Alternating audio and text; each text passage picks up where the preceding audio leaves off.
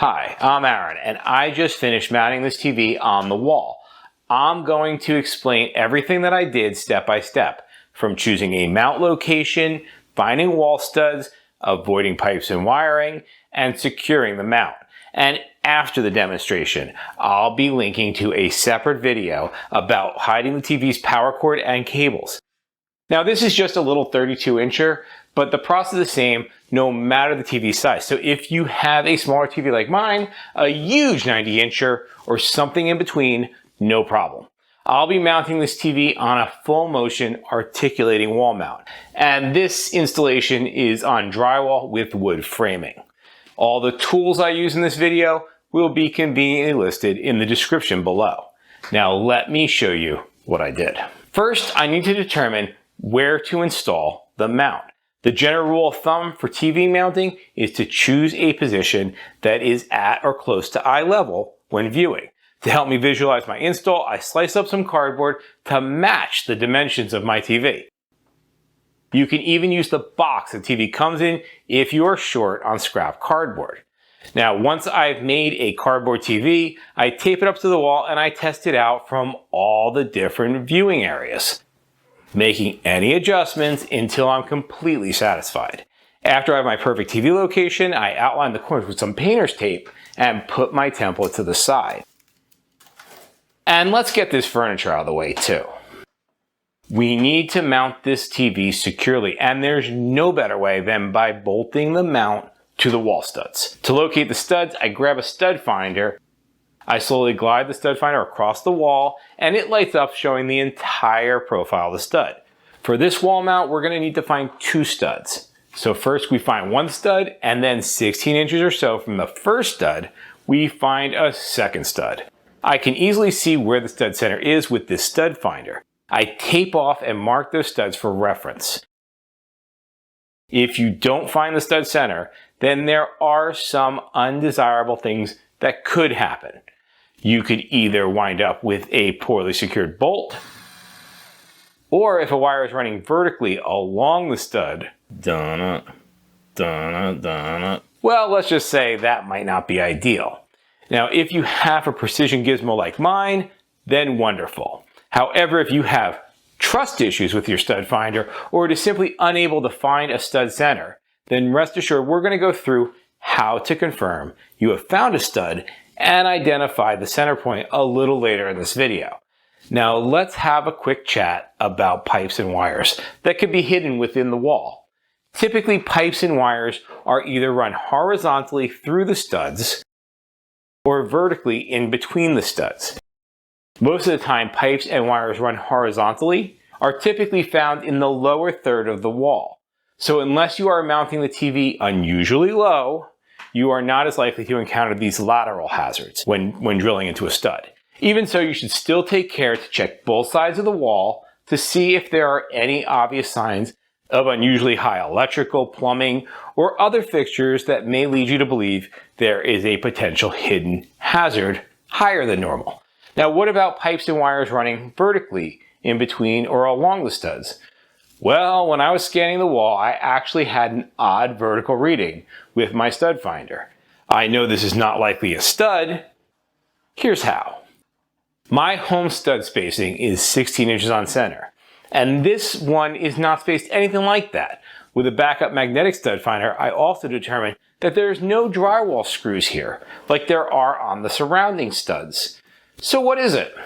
Well, I checked down in my basement and found a radon vent pipe in the approximate location of the suspect stud. So knowing your home stud spacing can help you deduce what is and is not a stud, or maybe a pipe. Now you may have noticed this horizontal line I taped off as well. I got an odd reading here with my stud finder.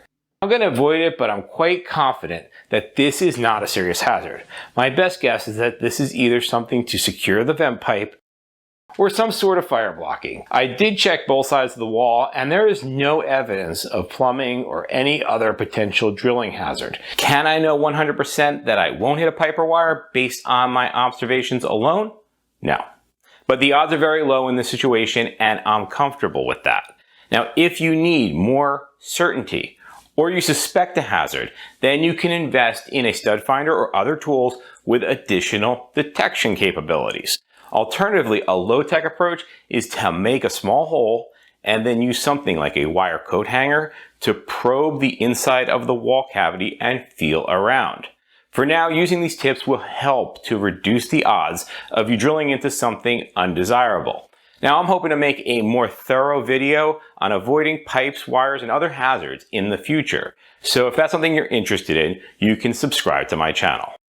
Now let's turn our attention to the wall mount. So when choosing a wall mount, I made certain that my wall mount was designed for the size and weight of my TV and is compatible with the hole spacing on the rear of the television. It won't block any of the TV connections and will install nicely with the stud spacing that I already have. I originally considered a mount that would install on a single stud, but with no studs in the middle, I was unconvinced that I could easily center the single stud mount over the bookcase when the TV was stowed flush against the wall. The mount I chose aligns better with the studs, and the mount's design will let me fine-tune the TV's location from side to side very easily. Before I begin the install, I inspect the mount to make sure there are no missing pieces and it functions as intended. Then I grab the TV and remove the feet. I attach the mounting hardware to the TV. There are 2 brackets on mine, but it can also be designed as a mounting plate or as the offspring of a plate mated with brackets. No matter the design, they all attach the same way. Just line up the hole patterns on the mounting hardware to the TV. So I line up my brackets, toss on a washer, and screw the bolts through the mounting hardware into the holes on the back of the TV. You can tighten them with a screwdriver, or if you prefer, a power drill. Just take care not to over tighten or overdrive them into the TV sensitive bits. If your mounting holes are recessed, then you may need to use spacers. You should receive a variety of hardware pieces with your wall mount, and you'll need to choose the screws and hardware that best fit the mount to your television. During my dry fit, I found a couple of issues with my mount. The first of which is that the only screws provided that fit correctly were crazy long and required spacers. This will make the TV protrude further from the wall than is necessary. I just pilfered some shorter screws from an old monitor stand. Then I removed the spacers and replaced the longer screws with shorter ones to resolve my issue. The second issue is that my brackets stick out from the TV underneath when attached, and the mount would still function fine, but would look awful. And like a bonehead, I let the return period lapse, so I couldn't return the mount and get one that fit better. Now I'm stuck with this particular mount. So I lost my and brutally used a grinder to modify the mounting brackets. After cutting my brackets down to size, I filed down any sharp edges. Problem solved.